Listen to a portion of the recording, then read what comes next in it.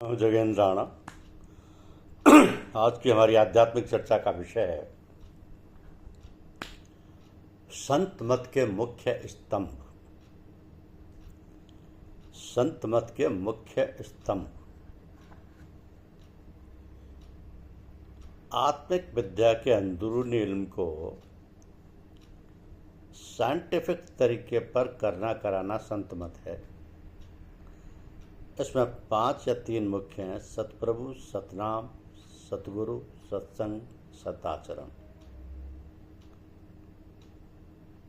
जब 3 की बात होती है तो सत्संग, सतगुरु, सतनाम हो जाता है, और 5 की होती है तो सतप्रभु और सताचरण। तो इसका दारोमदार सतगुरु पर संत मत में रखा गया है। संत मत में सबसे आला दर्जा गुरु का रखा गया है।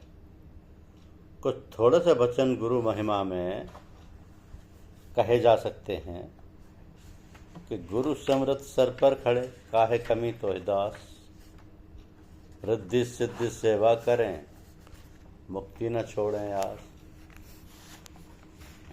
भिक्षा मेरे जुगन की, पल में दिए मिलाए, जो बल चाहे आपनो, सो सतगुरु खोजे जाए। बिन गुरु भवनिधि तरह न कोई, जो बिरंच शंकर सम होई। बंदौ गुरु पद कंज, कृपा सिंधु नर रूप हरि। महामोह तम पुंज, जासु बचन रवि कर निकर। तो संत की तसरीह यह है कि आजकल संत मत के पीरों के भी बहुत से भेद हो गए हैं, और आज भी जबकि भौतिक तरक्की की चकाचौंध में लोग ईश्वर की हस्ती से भी खुल्लम खुल्ला इनकार करते हैं और मजहब को इंसान की बशोनुमा और तरक्की में बाधक समझकर उसके मोटिवेट करने में कोशा नजर आते हैं। यह संत मत हर मजहब की जान हो रहा है, और इसके अनुयायी सारी दुनिया में और मुख्तलिफ मजहब में पाए जाते हैं। तो मजहब, मुल्क और भाषा के लिहाज से नाम और तरीक़ों में भेद है। इस्लाम में इसी को इल्म तसव्वुफ़ और उसकी पैरवी को सूफ़ी कहते हैं। बुद्ध मजहब में इसको जैन कहते हैं। अंग्रेजी भाषा में इसको थियोसोफिस्ट कहा जाता है। हिंदुओं में विष्णु पंथ हैं, जिसकी 4 बड़ी शाखाएं हैं, जिनको रामानंदी, बल्लभाचार्य, उदासी आदि कहते हैं। तो मुसलमानों में भी 4 बड़े सिलसिले सूफी मत के हैं, जिनको नक्शबंदी, चिश्तिया, कादरिया और सुहरवर्दिया कहते हैं। सिखों में नानक जी का चलाया जो रास्ता है वो भी संत मत ही है। तो संत मत की बहुत सी शाखाएं और दर शाखाएं जमाने के लिहाज से हर एक मजहब और संप्रदाय में हो गई हैं, और हर एक गुट वाला अपना ही तरीके को, तामील को सबसे अच्छा समझता है, दूसरों को बुरा। मुख्तलिफ तरीक़ों का होना कानून कुदरत के मुताबिक ज़रूरी है, क्योंकि तबीयतें लोगों की कुदरत ने अलग अलग बनाई हैं। लिहाजा हर एक की रुचि के अनुसार मुख्तलिफ तराइक में होना चाहिए। लेकिन एक का दूसरे से दुश्मन हो जाना सिर्फ उन्हीं लोगों को मौजूद देता है जिन्होंने अपनी प्रकृति और ईश्वर के बारे में ठीक ठाक वाकफियत नहीं पैदा की है। अगर यूँ कहा जाए कि अभी दीन और दुनिया के मामलात में बिल्कुल कच्चे हैं, तो शायद बेजा ना होगा। तो आप किसी दुनिया की चीज़ को तो लीजिए, एक चीज़ सब जगह और सब हालातों और मुल्कों में आप उसको नहीं पाएंगे, और फिर उसका इस्तेमाल भी मुख्तलिफ होगा। एक शक्कर को लीजिए, एक हलवाई उसकी 50 किस्म की मिठाई बनाता है। सब मिठाई घी, शक्कर, गल्ला और दूध से बनती है, लेकिन कोई गुलाब जामुन पसंद करता है, कोई लड्डू, कोई पेड़ा वगैरह वगैरह। हलवाई के इन खरीदारों से खुशी नाखुशी नहीं होती है। जो शख्स जो चीज़ें पसंद करता है बेतकल्लुफ़ तोल देता है, लेकिन हलवाई जो सिर्फ पेड़ा बनाता है वो हमेशा पेड़ा की ही तारीफ़ करेगा।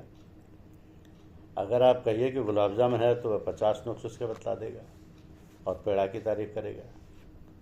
इस ख्याल से समझने का मतलब है कि जो सर्वगुण संपन्न समर्थ गुरु हैं और जुमला या बहुत से तरायक से वाकिफ़ हैं और उनकी तामील कर सकते हैं, उनके पास जिस तरह की तामील कोई हासिल करने आवे तो वो उसको बेतकल्लुफ़ उसका तरीके से मंजिल मकसूद तक पहुंचा देते हैं। लेकिन जिन्होंने सिर्फ एक तरीका जाना और समझा है वो उससे लाचार हैं। अगर वो कामिल हैं तब तो उसको वह जिस तरीके पर जाना चाहता है उसको बतला देंगे, और अगर अभी अनानियत यानी अहंकार का कांटा पूरे तौर से नहीं निकला है तो जिस तरीका पर हो सके उसको घेर घार कर अपने पंथ में फंसाने की कोशिश करेंगे, और उसके लिए शर्त ज़रूरत दूसरे संप्रदाय और उसके पीरों और पैरवी करने वालों को बुरा भला कहने में भी बाज नहीं आएंगे।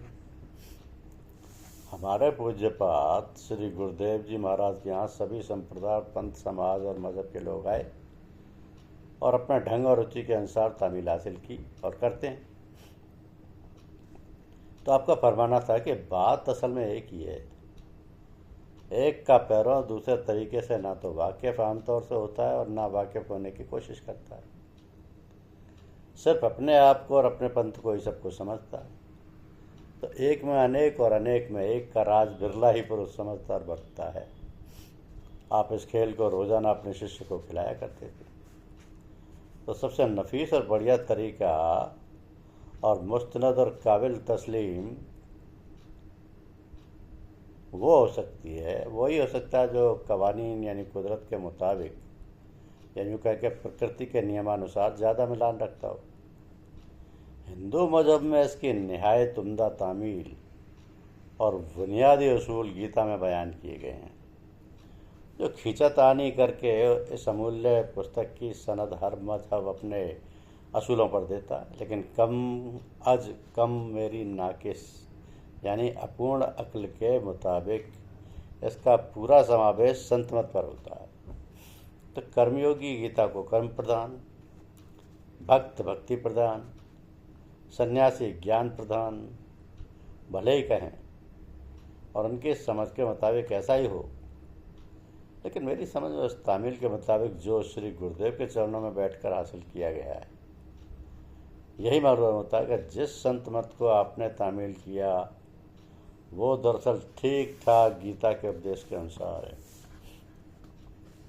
कर्म, भक्ति और ज्ञान का संबंध 3 शरीरों स्थूल, सूक्ष्म और कारण से है।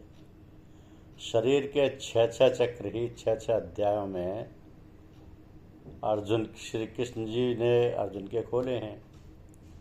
तो श्री गुरुदेव की अद्भुत शक्ति और महिमा हमने प्रत्यक्ष रूप से इस घोर कलयुग के समय देखी, और आप जो कुछ जुबान से फरमाते उसको अंदर दाखिल भी कर देते थे, और अंदर के मकामात आपकी इस गुफ्तगू और समझने से कैसे प्रकाशमान और पुलकायमान होकर अपना काम करने लगते थे।